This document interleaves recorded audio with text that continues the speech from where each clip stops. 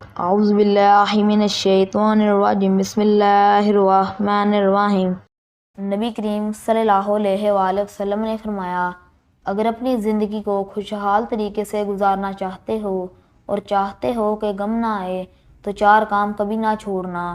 Number 1، شکر کرنا نہ چھوڑیں، ورنہ آپ نعمتوں میں زیادتی اور اضافے سے محروم ہو جائیں گے، کیونکہ اللہ تعالیٰ قرآن میں فرماتا ہے، اگر تم شکر کرو گے تو میں تم کو مزید دوں گا۔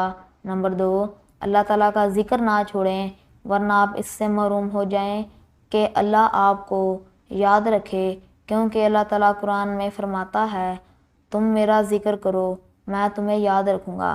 نمبر 3، دعا کو نہ چھوڑیں، ورنہ قبولیت سے محروم ہو جائیں گے، کیونکہ اللہ تعالیٰ فرماتا ہے، تم مجھے پکارو میں تمہاری دعا قبول کروں گا۔